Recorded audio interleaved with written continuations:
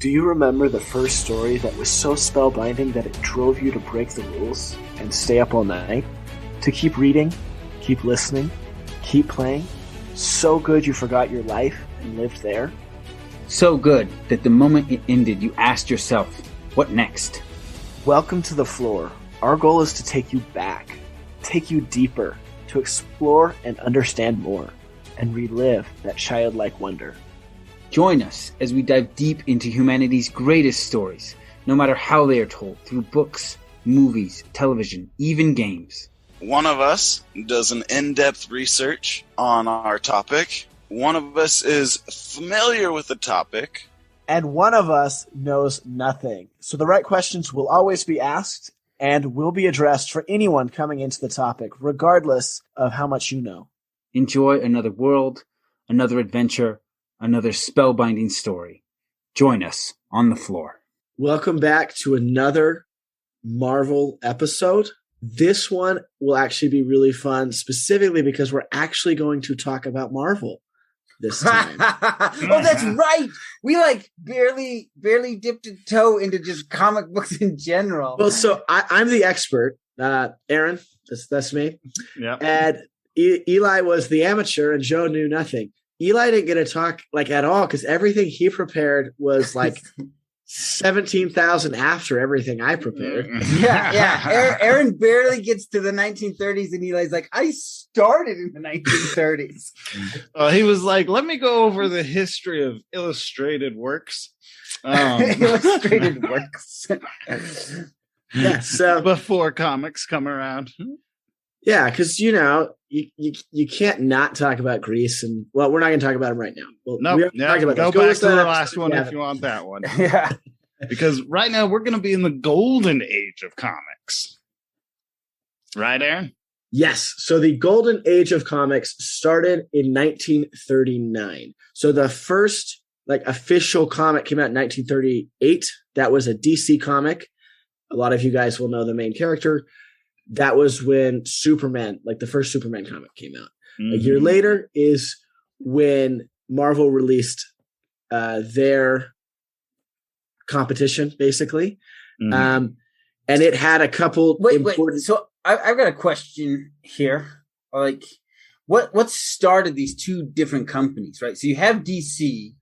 So we're going to do this. DC, I don't remember what they were named originally, but you have to keep in mind, they weren't DC and Marvel originally.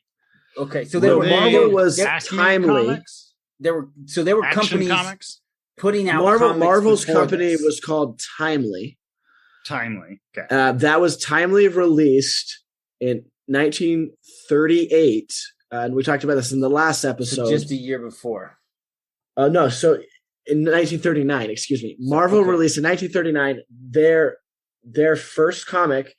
And it was Marvel Comic number 1. So they were named Timely at the time, and the comic was Marvel Comic 1. The characters in it, we talked about this at the end of the last episode, the two main ones that people might know are Submariner or Submariner, if you're wrong, and the Human Torch. Yeah. One fun fact I learned about the Human Torch, when he was originally written, he was an android created by a scientist. Oh, really? So he's not actually a human. So he's called the Human Torch, but he's an android. He's like, I'm a human. No. Don't ask twice. So the humanoid torch. I'm one of you people. Yes, humanoid torch. Or, if you Descartes, I think, therefore I am. He's like, I'm just like you, I think. Exactly. So that's what started that. I don't know what the name of DC was. I do have a really fun fact about Superman. I sent this to Eli at 2 a.m. on Wednesday or something. Superman was sold and bought for $130 at the time. I don't remember what it was. It was around 39. That's a good chunk of change for two kids. No, it was not a good chunk of change. The amount of money is $2,300 now. Right. Superman is worth $2,300, folks. What? There's a reason Batman is the wealthy one and Superman has to go to him for toys. He is worth $2,300 after you convert it.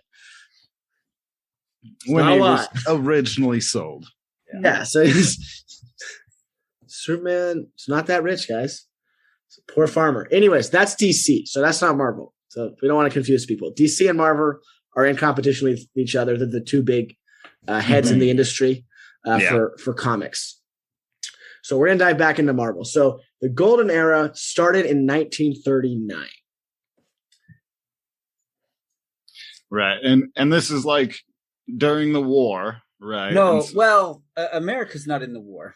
The war, America joined the war in 41, right? Yeah, 41. So 39 is when the Germans invade Poland. But yeah, America won't actually join the war till 41. Joe is not the expert on Marvel, but he is the expert on history. He wrote some books, like espionage books, around that time period, right? Yeah, I did. The Skyfall series. Yep, that's the series. So the first Captain America issue came out in 1941. Mm-hmm. And I don't know if you guys saw the Captain America movie in the Marvel Cinematic Universe, but there's a part where he's selling bonds and like the whole skit is him punching Hitler in the jaw. Yeah. You know what was on the cover of the first ever Captain America comic? Captain America punching Hitler in the mouth. That's the picture. So they're paying homage to the original comic in that movie. Nice. Which I thought was just a really, really cool thing they did. And most people don't know that unless they listen to The Floor. So, well, I imagine they've got like comic book scholars working at Disney on this stuff. Oh yeah. Well, one day we'll be those people. So, you know what'll happen is those comic book scholars are eventually just going to start listening to The Floor, so they won't have to do as much legwork. So I'm just going to be listing off some of the characters that are introduced. So it's between 1939 and 1949 or 56, depending on who you ask. And we will get back into that in a little bit. I was going to say, what ends this golden age? But I assume you're going to get to that. Yes.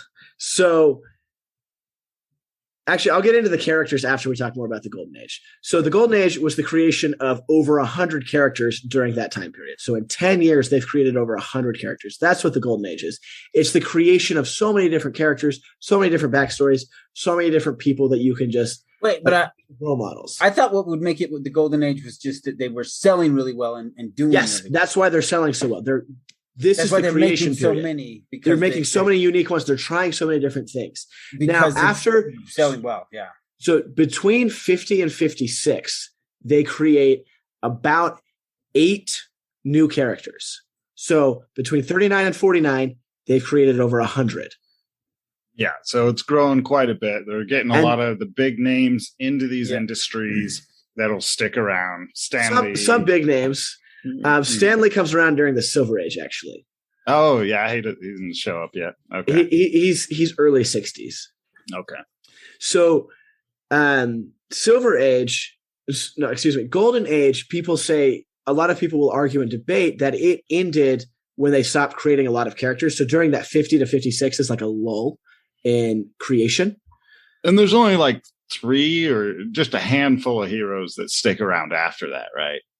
Some, yeah. I mean, some stick around. There's not a lot of figurehead heroes that stuck around. Let's put it that way. We'll go through the iconic ones that I knew that I think a lot of people would know or be familiar with. Right. But the reason I'm saying this is the Silver Age starts in 56. The Golden Age is argued that it ends in 49 or 56 because between 49 and 56, since there's not a lot of creation of new characters, they're saying, well, there wasn't a lot of like new ideas or new characters. That's not really golden. So that's kind of a lull. Oh, okay. So you can argue the Golden Age lasted till 56 or it ended in 49 because what happened during 49 to 56 just wasn't good enough to be considered part. I see. Which I thought was just really, really interesting. So you can kind of debate it with your friends if you want to. Mm-hmm. Mm-hmm. So let's go through. Yeah, it's really confusing. I thought it was just fun. Let's go through the iconic characters from the Golden Age, and then we'll take a break. Okay. So Black Widow was created then, but this is not our Black Widow. This was a medium or what are those called? Seers? Clairvoyance, mediums. Yeah. Whatever. Yes. Who was murdered, and she becomes Satan's ambassador, was kind of her thing. And her name was Clairvoyante, or for you English or Americans, you would call her Clairvoyant. Clairvoyant. Yeah. Clairvoyant. Yes, exactly. Captain Bucky. Clairvoyant. Yeah. Just like James Bond. Yeah. That is interesting. Yeah. Very much a play on words there for sure. I mean, that was something like just with comic books they did all the time. They were really good at puns back in the day. I was actually talking to Drew, one of our patrons, because he was helping me. He's actually the one who wanted me to do Marvel, so he requested this. So if you're enjoying the Marvel episodes, make sure you mentally thank Drew. Wait, hang on. We I didn't even know this was a Patreon request. Yeah, well, I told you he asked me in person, over Discord, not in person, but he asked me over Discord versus asking me or like messaging you. Because we were just talking. He wanted to hear about Venom, and I was like, I can't just do an episode on Venom. I got to do the whole Marvel universe. You got to walk through. Yep. And so we were talking about that, and he was the one who was like, her name is actually Clairvoyant, not Clairvoyant, Aaron. He's okay. It's your English language over here. Anyways, obviously Cap and Bucky came around that time. We talked about Cap already. The Falcon, Carl Burgess. So the Falcon is not the Falcon we see in the newer iterations. This guy has no superpowers, and that's about it. He's just called the Falcon, and I thought that was ironic. This is the Falcon and Dove, right? No, this is just from what I saw. It was just the Falcon. There might be a Dove too. Yeah, they're a duo. So the Falcon was war, the Dove was peace. Oh, interesting. And so they would fight together, kind of, and do well together, because Falcon is very aggressive and the Dove is very, more, let's find the diplomatic way around this. And all right. Before we go any deeper, let's get ready for a break. Tell me what's coming after the break. We're gonna wrap up the iconic heroes that were in the Golden Era, and then we're going to be transitioning into the Silver Era. Okay.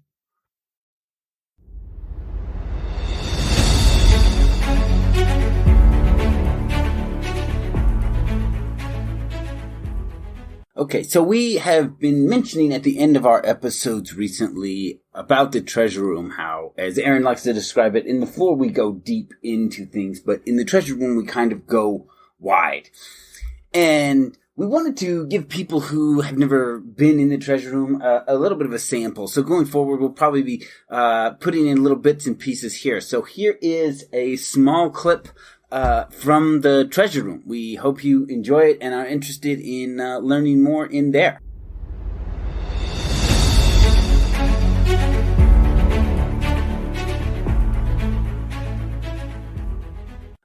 Doom Patrol comes out June 1963. X-Men comes out that September. So a lot of these guys, they knew each other. They're working in the same industry. Ideas were getting shared back and forth. And it's pretty obvious that the X-Men was a copy of Doom Patrol. Whoa. So in Doom Patrol, you have the Chief, called Niles Calder, and in X-Men you have Professor X, Charles Xavier. Both of them are in wheelchairs. Whoa. Both of them live in a mansion full of misfit humans that are trying to figure out how to use their powers and become better. And, one's a school, one is more this.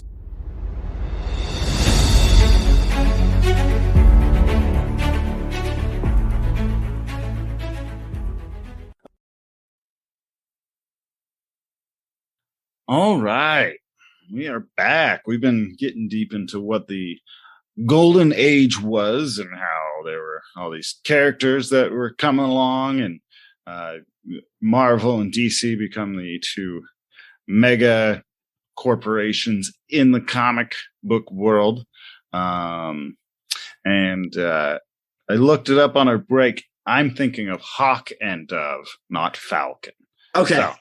So Hawk that's and my Dove bad. is different. That's totally fine. I don't know. That actually makes more sense because they're called Warhawks, right? Right. Yeah, Yes. Yeah. So the Falcon Carl Burgess is, I only wrote him in here is because he is in what I think to be the precursor to the Falcon we know, who fought with Cap and everything. Mm-hmm. So obviously the Red Skull appeared in this. So he was actually in Captain America Comics #1 in March 1941. So he was in the first Captain America comic. Okay. They actually had Hercules in the Golden Era. So they are now expanding into Greek mythology, becoming a part of the Marvel Universe, even early on. Yeah, interesting. Jack Frost. He was in 1941. This one I think you guys will think is hilarious. The Ghost of Benjamin Franklin. I mean, they really were just like trying anything. Here's a fairy tale. Here's a piece from mythology. Here's one we just made up. Here's an historical figure. So I was actually talking to Drew again about this one. This one's really interesting because the Ghost of Benjamin Franklin actually lives with Deadpool now, and most people know Deadpool from the movie that came out. Yeah. And some people believe, as a fan theory, that he is the sanity in Deadpool's mind, because Deadpool has 3 different personalities, 3 different like people in his brains or whatever. And so one of the theories, Franklin's ghost is Benjamin, the sanity. Yeah, okay. That's the theory, which I thought was just amazing. Like, where do people come up with that, and where do I read it?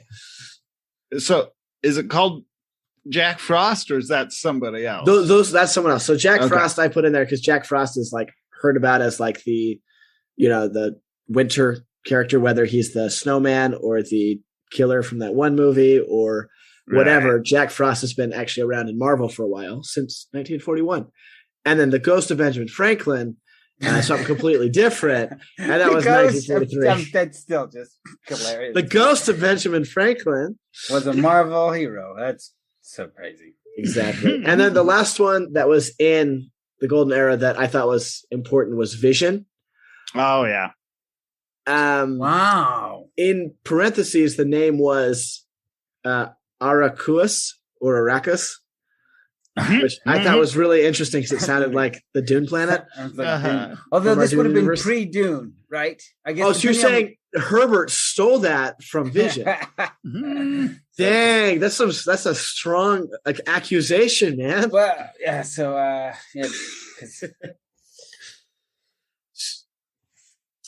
So that's basically what I have for the Golden Age. Do you guys have any thoughts, questions? I know I just dumped a lot on you. I think that's for Joe. I've been going over some of this stuff. No. Yeah, so I mean, we have the iconic characters come out of the Golden Age we remember, but the Jack Frost, Hercules, and Ghost of Benjamin Franklin are some funny additions to that list. Iconic additions, excuse me. They're not iconic. These are heroes who didn't make the cut.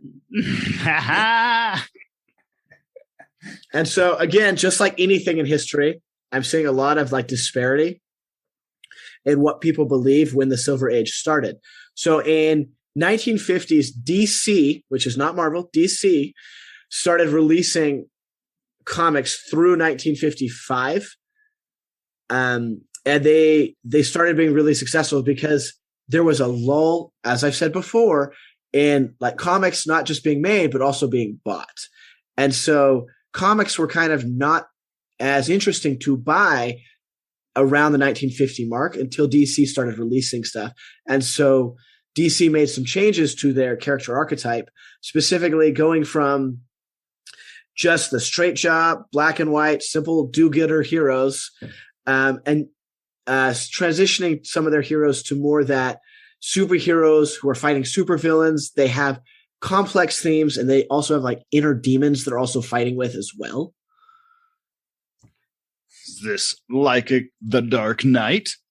Yes. So originally, Batman was very, very just straight-laced, just a detective with, a mask and cape. He was not, because he came out in Detective Comics. It was 39. It was early 40s if it wasn't in the late 30s. Right. And during that period, he was straight laced. And so the Dark Knight transition, yes, something like that. They also released some other characters, but they were just transitioning the style of their writing from I'm going to punch you in the mouth because you are a bad guy to, well, maybe you're not all bad, or maybe I'm not all good. That complex thing you're seeing in heroes now. That is what started to unfold in the Silver Age, and that's what people think is what started the Silver Age. This is when Batman developed his brooding. That he started does. to like that hint. Yeah. No, he's not like a heavy brooder yet, but that's when you see not just really simple characters. For instance, Captain America is truth, justice, and the American way. Like what does that even mean? That's super basic, right? Yeah. Like Captain America is just a basic white girl. Like he likes his Uggs and he likes his pumpkin spice. At least the original one was. More goody two shoes than what we have today. Yes, so there was more depth is what they started adding, and that's what transitioned out of that lull that you saw after the Golden Age. Oh, because I mean, how many times can you roll the dice and be like, this is a good guy and you're a bad guy, right? Yeah. So is he a good guy? And that's when you start seeing just that really interesting dynamic. Yeah. And that's when comics started taking off again. So they took off really well during the war, and after they hit a lull. And then around the 50s, 56 is when most people say is when Silver Age officially started. But you could say as early as 50, because that's when DC started releasing the comics that started changing that. Okay. Is it? And I think almost you see like the concept of growing up on comics, because there are some things you will watch and read as a kid, and then you go back as an adult and be like, oh, this isn't that good. But it's not that it's not good. It's that when it's targeted at that younger audience, they tend to have much simpler themes, and good and evil is far more black and white. And as you grow up and experience the world, that feels too simplistic. And so you want a little more muddied gray in your stories for them to feel real enough. Right. And seriously. And so the stories that have that you enjoyed as a kid, you can still enjoy as an adult. But those that don't, it's not that they don't age well, it's that you aged out of them. Right. And so I think what you had is a lot of people who were really young getting into comics, and they started growing up. And then as the new comics were sticking with that black and white model, they're like, maybe this isn't for me anymore, until they started making things a little grittier. Well, and then it's like, oh yeah, these are getting good again. Do you want to know something really funny? Well, you might not find it funny because I know you hate Star Wars, but most people find this funny is when the TV show The Clone Wars came out, the first season was targeted at kids because it's a cartoon TV show. The problem was it came out like 10 years after like the prequels came out. So all of the Star Wars fans who were fans as kids grew up into teens and young adults. Right. Mm-hmm. And so they realized nobody liked that first season. They were like, okay, we need to change the way this show progresses. So season 2 and on gets pretty dark and touches on very dark themes because that's who they were targeting. They're like, oh, our fans aren't kids. That's not who's watching it. We can't make a kids show for adults. Like, yes. Yeah. So, well, and there occasionally there are stories that walk that fine line. But, true. True. So actually, I forgot to bring this up. So a lot of people will say that DC Comics Showcase number 4 initiated the beginning of the Silver Age because that is when you introduce the Flash, 2 iterations of the Flash. So you get Jay Garrick and Barry Allen. Barry Allen is the one most people know. Jay Garrick is the older version from a different timeline or different multiverse, depending on. And he's the one who's wearing like the helmet with the wings on it. Yes, he wears like a metal helmet that looks like it's from the 1600s or whatever, and then it has little wings on it. Yeah. So the other thing that the Silver Era took and ran with it, this is the first like transitioning. So Golden Era, again, recap, created a lot of heroes and had a lot of different ideas, but they didn't really flesh anything out.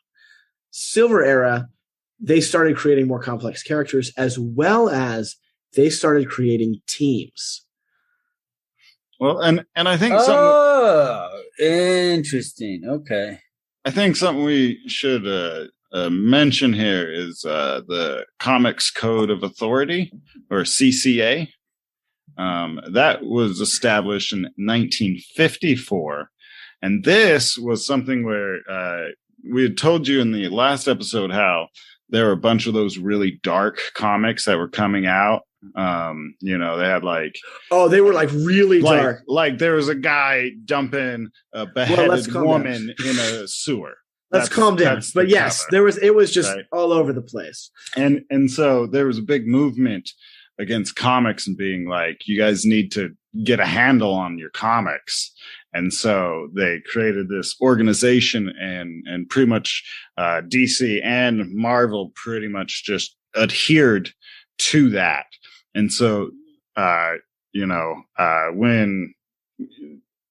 when Aaron's saying they're getting like a little bit darker here, and Joe's like, oh yeah, I think that, these people are growing up. There's a whole movement of being like, you're corrupting children. There's a book that was written called Seduction of the Innocent, which was a big part of it.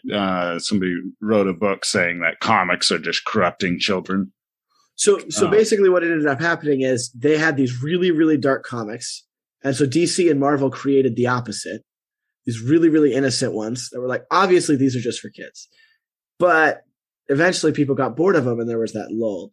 And then so they wanted to start making something slightly darker, but they didn't want their fans' parents to, reprimand them and yell at them. So is that kind of when 1954 is when that almanac or guide came out? Yeah, they had things like, you can't write whore or terror in your title. You can't show drugs. You can't show nudity or anything suggesting to any of these subjects. You have to draw females realistically. You can't exaggerate them. Okay, right? So this is when they so a lot of people can argue 1950 is when the Silver Age started, because that's when DC started releasing stuff. 1954 because that's when they released the rules and regulations for comics. 1956 because that's when DC released their showcase number 4, which is the one with Barry Allen and Jay Garrick, which was a very unique one. Mm-hmm. All right. So let's go ahead and wrap it up here, guys. And what are we talking about next time, Aaron? Okay, real quick, I'm going to rush through this. Stanley joined the team in the Silver Age. We're going to be talking about the Bronze Age next time. But let's just recap real quick in a minute, just real quick. So the X-Men were a team that were started in the Silver Age. Avengers was a team that started in the Silver Age. Yeah, because you mentioned teams. Okay. Exactly. Marvel Boy was Marvel's iteration of Shazam. So Shazam was DC's number 1 for a while, even better than Superman. He was also called Captain Marvel at the time. I just thought that was interesting to note. Spider-Man's created in 1962, obviously because Stanley joined. Iron Man, a bunch of others that we're not going to get into, and Gray Hulk, because when they made Hulk, they didn't print it outright. So instead of having him be a color, it came out as gray. So they changed him to green, obviously, to make him pop. But initially he was gray. Just in our next of a episode, printing error. Exactly. Well, in our next episode, I've got so many corrections on this. We're not skipping the Silver Age. We're going back in the Silver Age next time. Why? What corrections do you have? We will cover that next time. Okay, fine. Over the clock, boys. You are done. Next time, we're going to be talking about the Silver Age a bit, and then Bronze Age, as well as catching up to present day. All right. All right. Thanks for listening. You've been floored. Now go floor your friends. Do it. Thanks for listening. Leave us a review. Tell us why you like listening to us. Is it our awesome deep dives? Is it our amazing back and forth? Is it our charming good looks? What would you like us to add or change? You can put that in the review as well. We read reviews. Yeah, and if you're going to be leaving us a review telling us what you like about it, maybe you even want to share the content with your friends. Like and share on social media. You can join us on Twitter and Facebook. We post memes. And we actually started a Discord, so come play with us. So a lot of the worlds we cover have a retcon. If you're not familiar with that term, it's reconstruction. Or sometimes we might use a bad source for some of our lore research. And if that happens, feel free to email us at floorfantasyandlore@gmail.com. That is floor spelled FLORE, fantasyandlore@gmail.com. And if you're angry enough, we'll read it on the air. Yes, we will. Also, the treasure room is now available.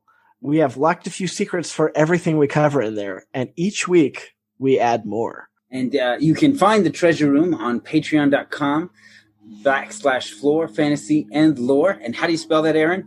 That's lore with an F at the beginning. So it sounds like floor, but it's not the floor you're thinking because it's our floor. We hope you enjoyed your time on the floor. Think about your favorite part of the episode. Now, think about your nerdiest friend. Who is it? What is their name? They want to know about the floor. Stop holding out on them.